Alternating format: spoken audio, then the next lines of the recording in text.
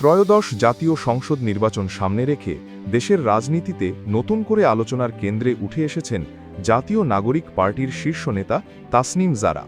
হঠাৎ করেই দলটি থেকে পদত্যাগের ঘোষণা দিয়ে তিনি রাজনৈতিক অঙ্গনে চমক সৃষ্টি করেন।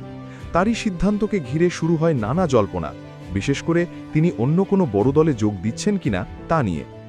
জাতীয় নাগরিক পার্টি থেকে পদত্যাগের বিষয়টি তাসনিম জারা নিজেই নিশ্চিত করেন দলীয় গ্রুপে দেওয়া এক বার্তায়।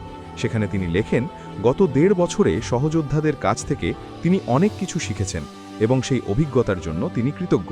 একই সঙ্গে তিনি দলটির ভবিষ্যৎ পথ চলার জন্য শুভকামনাও জানান।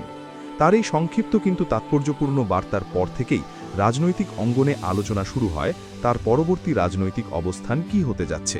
পদত্যাগের পরপরই গুঞ্জন ছড়িয়ে পড়ে তাসনিম জারা কি তবে বাংলাদেশ জাতীয়তাবাদী দলে যোগ দিতে যাচ্ছেন।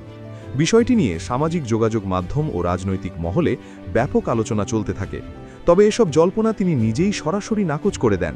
রোববার বিকেলে গণমাধ্যমের মুখোমুখি হয়ে বিএনপিতে যোগ দেওয়ার বিষয়ে প্রশ্ন করা হলে তিনি স্পষ্টভাবে বলেন, বিএনপিতে যোগ দেওয়ার কোনো সম্ভাবনা নেই। এর আগেই শনিবার নিজের ভেরিফাইড ফেসবুক পেজে তাসনিম জারা জানান, আসন্ন জাতীয় সংসদ নির্বাচনে তিনি কোনো দল বা জোটের প্রার্থী হিসেবে নয়, বরং স্বতন্ত্র প্রার্থী হিসেবেই অংশ নেবেন। এই ঘোষণার মধ্য দিয়ে তিনি নিজের রাজনৈতিক অবস্থান পরিষ্কার করেন এবং জানান, বিদ্যমান বাস্তবতায় তিনি স্বাধীন অবস্থান থেকেই জনগণের কাছে যেতে চান। স্বতন্ত্র প্রার্থী হওয়ার লক্ষ্যে রোববার সকাল থেকেই ঢাকা ৯ আসনে ভোটারদের স্বাক্ষর সংগ্রহ কার্যক্রম শুরু করেন তাসনিম জারা। এই কার্যক্রমে এলাকাবাসীর উল্লেখযোগ্য সাড়া পাওয়া যাচ্ছে বলে সংশ্লিষ্ট সূত্রে জানা গেছে। গণপ্রতিনিধিত্ব আদেশ অনুযায়ী স্বতন্ত্র প্রার্থীদের সংশ্লিষ্ট নির্বাচনী এলাকার মোট ভোটারের অন্তত ১% সমর্থন মূল্যিত স্বাক্ষর মনোনয়নপত্রের সঙ্গে জমা দিতে হয়। খিলগাঁও, সবুজবাগ, মুগধা থানা এবং মান্ডা এলাকা নিয়ে গঠিত ঢাকা ৯ আসনে মোট ভোটার সংখ্যা ৪,৬৯,৩০০ জন।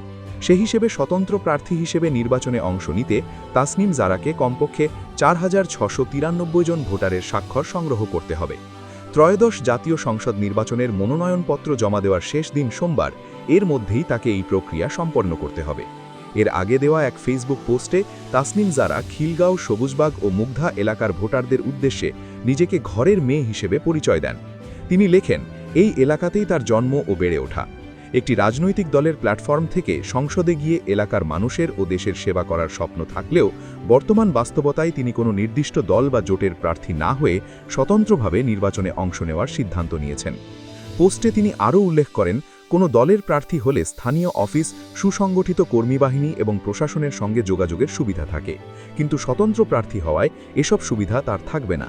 এই অবস্থায় এলাকার মানুষের আস্থা, স্নেহ ও সমর্থনই তার একমাত্র ভরসা। সততা, নিষ্ঠা এবং নতুন রাজনৈতিক সংস্কৃতি গড়ার অঙ্গীকারের ভিত্তিতেই তিনি ভোটারদের সমর্থন প্রত্যাশা করছেন বলে জানান।